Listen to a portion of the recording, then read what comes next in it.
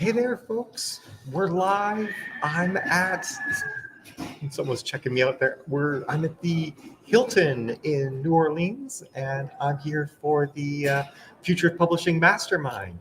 So the quietest place, or what I thought was the quietest place, was this sort of little out of the way corner, but it appears it's a more popular elevator than I thought it was. But I didn't want to go back up to my room because the Wi-Fi in my room is terrible. So we're gonna do the best we can. Hopefully I'm coming through all right. I'm gonna do the post for everyone, and I'm being smart. I got it ready in advance because that's how I'm doing this time. All right, comment. Whenever I click to comment, it reloads the page. Like, what the heck? All right, at everyone. At everyone.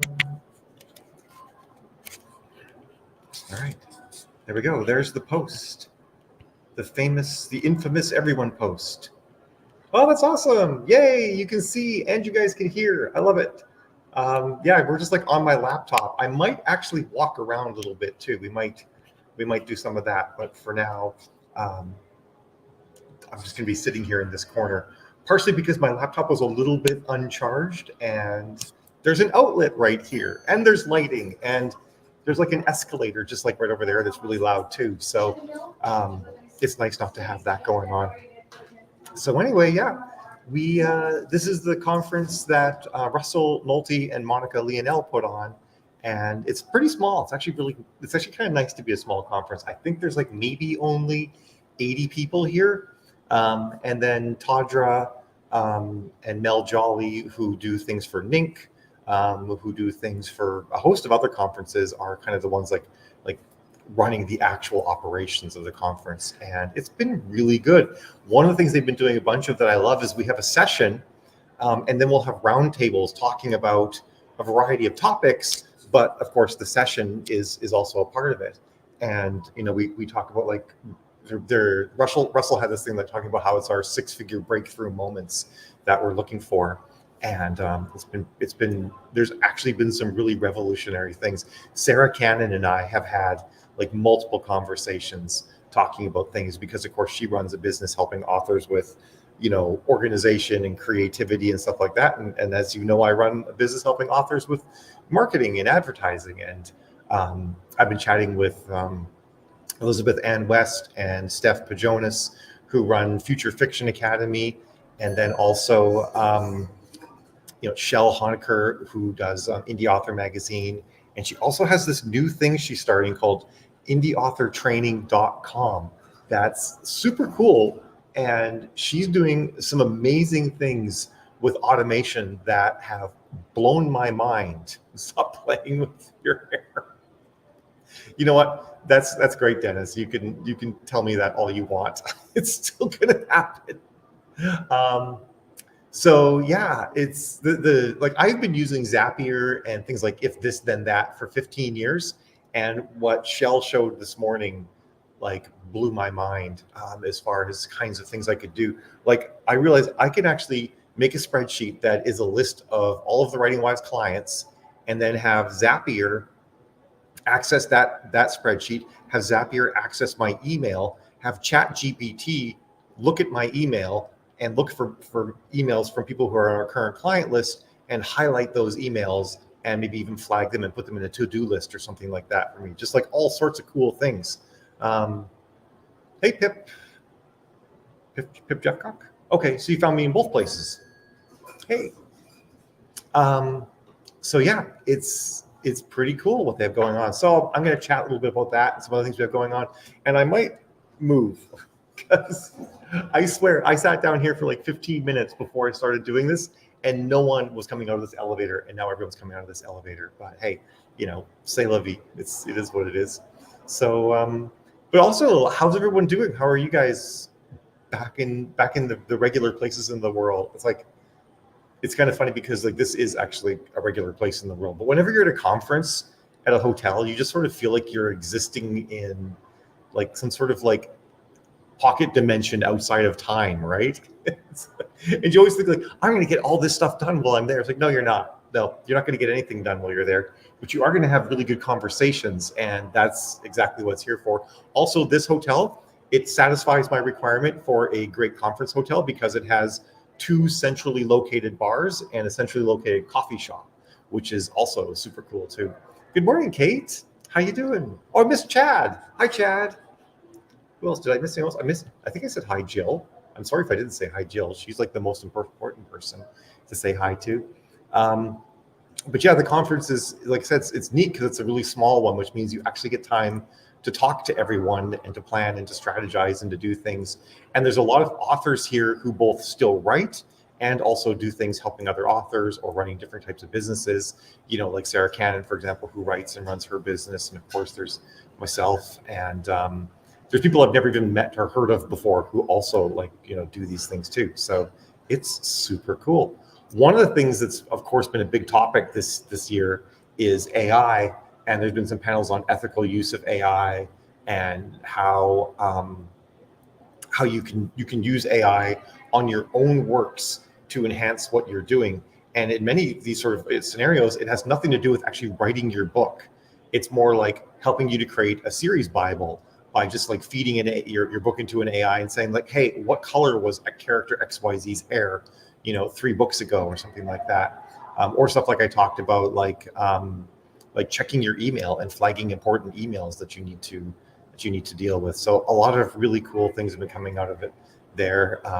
Shell showed me things with Zapier, which if you're not familiar with Zapier, what it does is it can connect 2 pieces of software. They have like 6,000 connections. So you can have a form on your website. When someone fills out the form, it can put that information into a Google Sheet. It can validate the email address through an email address validating service, and then it can fire off an email sending them a link to BookFunnel to get the thing that they have coming in from BookFunnel.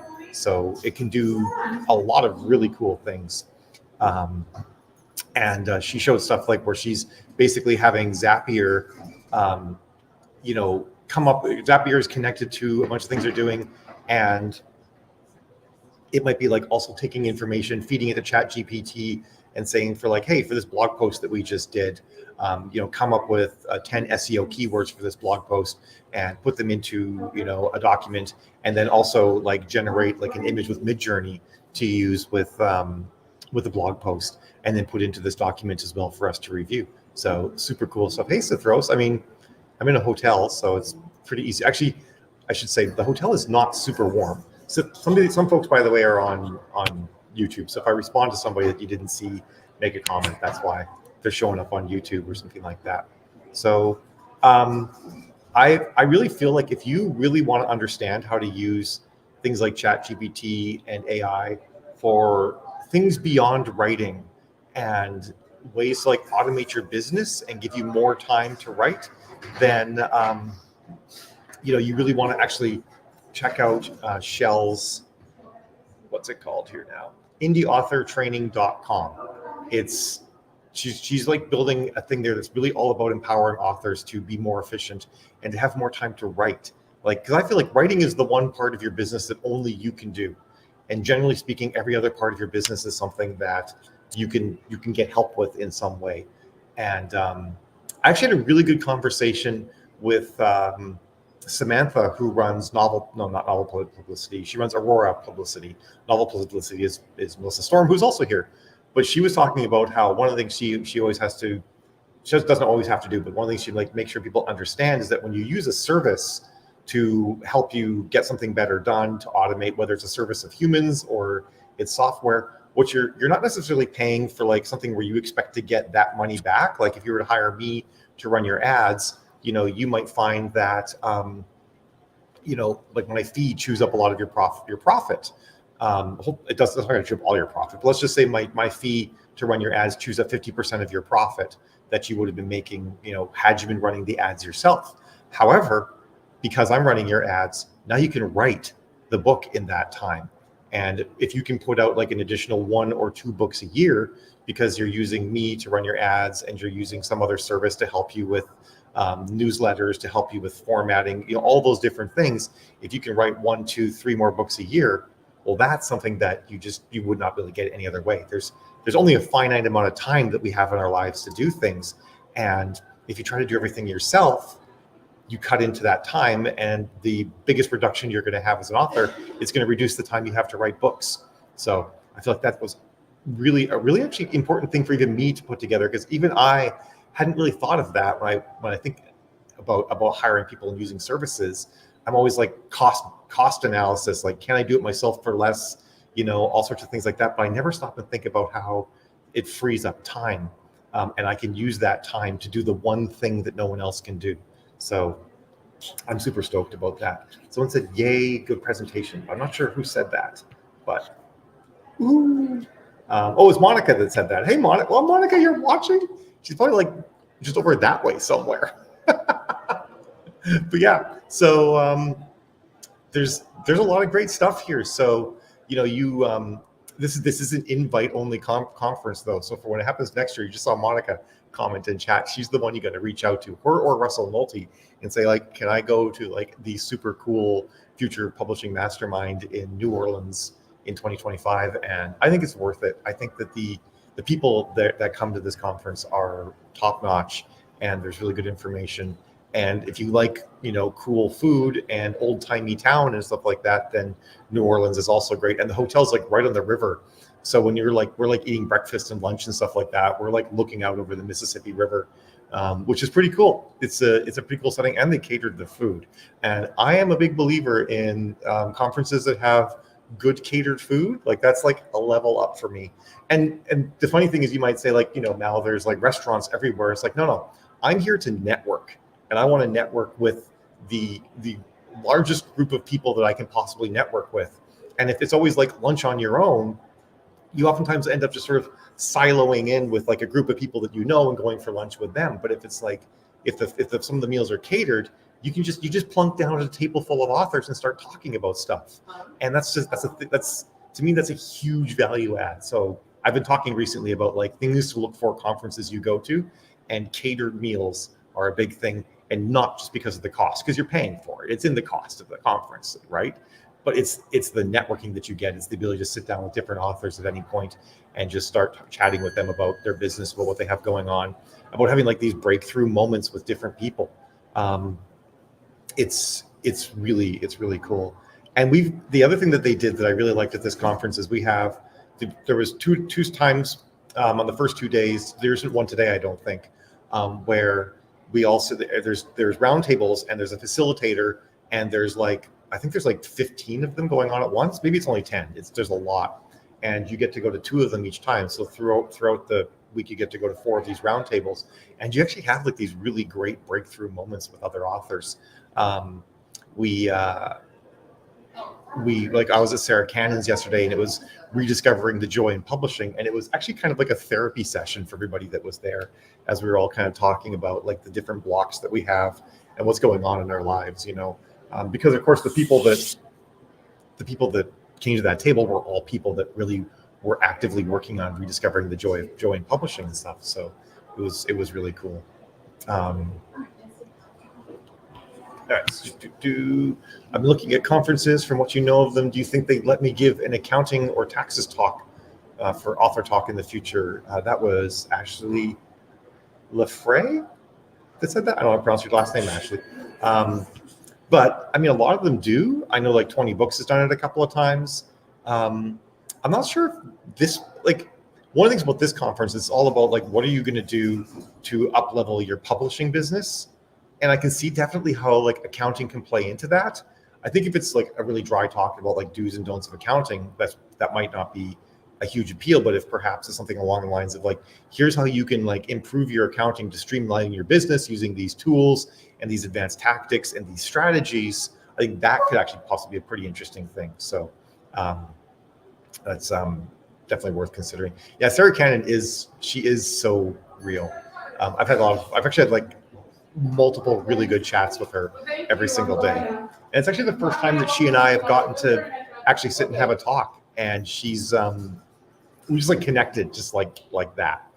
She's also like really nice and stylish too. I know, Ashley, I'm not saying that you're necessarily dry. I'm just saying that, it would have to be the kind of talk that would bring something new and interesting and up leveling to even authors who are already 6 and 7 figure authors, kind of thing. And if you think you could do that, then I think it'd be worth chatting with folks about a talk like that.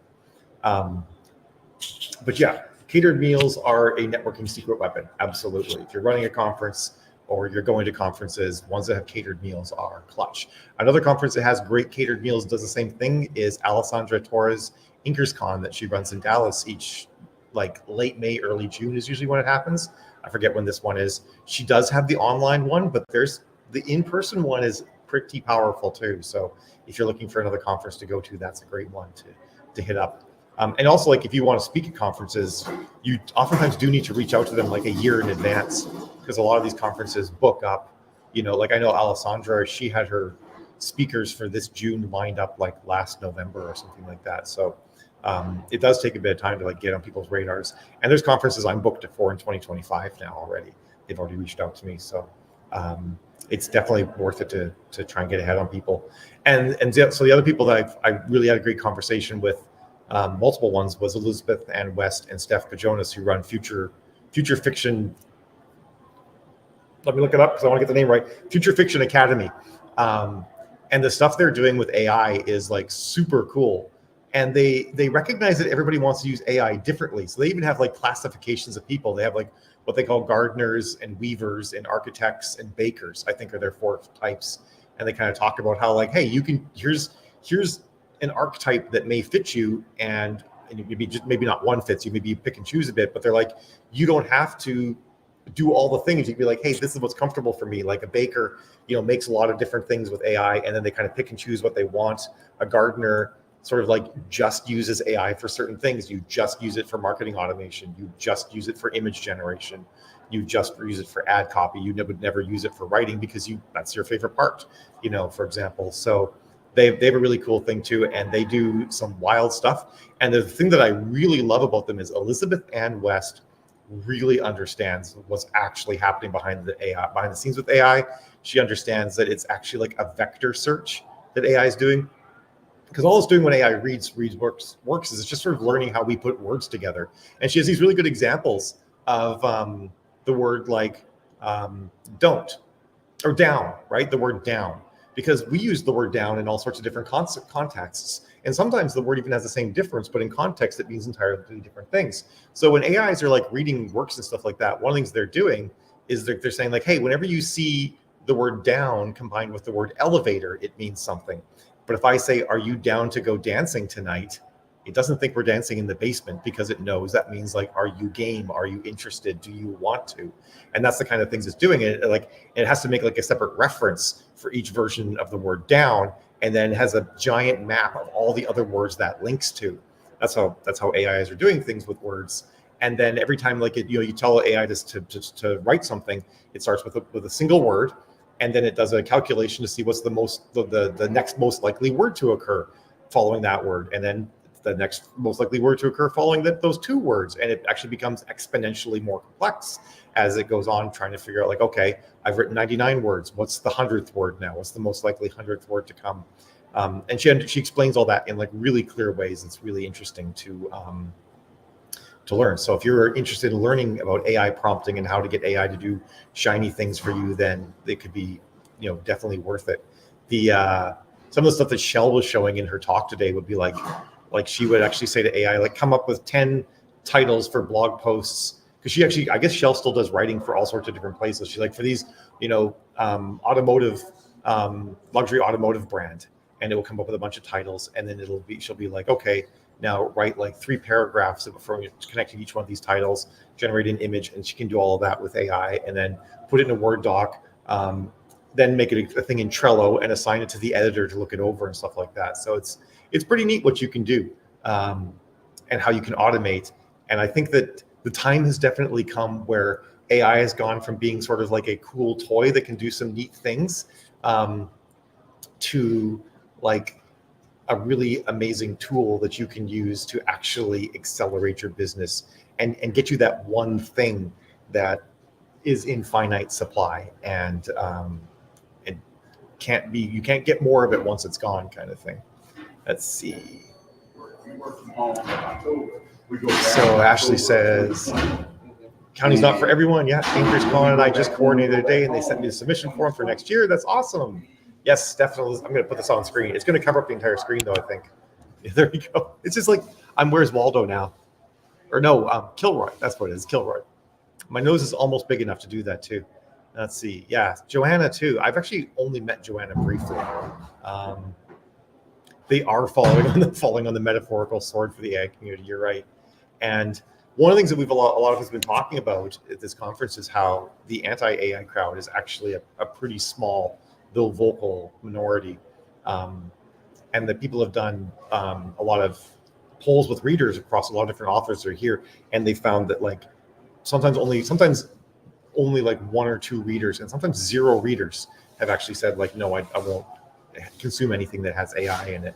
Because a lot of times you say that on your readers, you're like, hey, if I use AI to help me with like plotting or some descriptive work, or it's like my little writing buddy that I can bounce ideas off, but I could put out 2 or 3 more books a year that are as good or better, would you like that? And the readers say yes, you know. It was all another thing that's really interesting. Elizabeth was talking about a time when she was writing a story that took place in, I think it was Victorian England, she said, and she had forgotten like how much of a smoking culture they had at that time.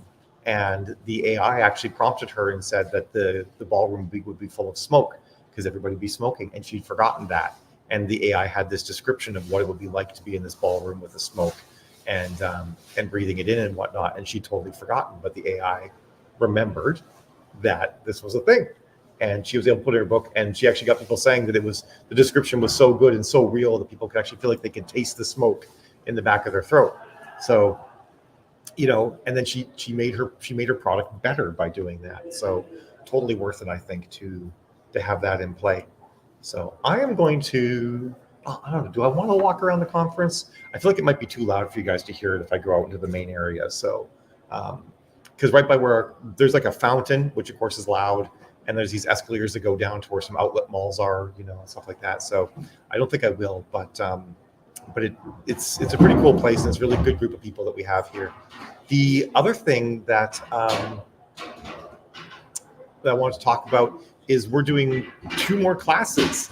I didn't realize they were coming this soon because while I'm here, Jill's like, we should do 2 classes. And I'm like, sure, let's do 2 classes. I missed your comment about the Salem witch trials. Actually, that's funny. But yeah, so we're doing two new classes, and one of them is actually a week from tomorrow. It's March 8th, and it's going to be advanced Shopify strategies for remarketing and Jill had a good name for it, and I don't remember what it was. But it's basically about like how to take your Shopify site that you might have and make sure that it's doing all the next steps that it needs to be doing. Because one of the things that you have to remember is that as when you're working with a retailer, Amazon is doing all this remarketing for you. They're taking people who've read some of your books and they're notifying them about your new book, and they're saying people to be like, hey, you know, you read this book, you should maybe read this other book that this author's written, all sorts of things like that. And when you move away from the retailers, you don't have that anymore. You don't have that extra steps that they're doing to pull people back in to do remarketing and whatnot. You know, Amazon is reminding people of if they left stuff in their shopping cart, all sorts of things. And if you're going direct sales, you know have to do all of that. Now, it's a bit of extra work for sure, but the opportunity is that it's all yours, right? Like it's not someone else's stuff being recommended. You're always recommending your stuff, unless you want to sell other people's stuff, which you actually could do. And a lot of people do that. Pierre, who is a Shopify expert, was actually the very first speaker at the conference. And he was talking a lot about this too, about how he's amazing too, because he made millions of dollars direct selling poetry on Shopify. So like, you know, if someone knows Shopify and can do stuff, it's definitely him. And he was talking too about how there are so many things you need to make sure you're doing about your customer nurturing, about how you take people through the funnel, and you have to know your average sale value and your lifetime value of your customer, and what you can do to increase that. So that's like one of the things we'll be talking about in that class that I'm going to be doing next Friday. And then I think about 2 weeks later, we're going to be doing an advanced Facebook ads class specifically for doing direct sales. So we're not gonna focus in any way, shape, or form on selling on the retailers. It's gonna be 100% on doing direct sales.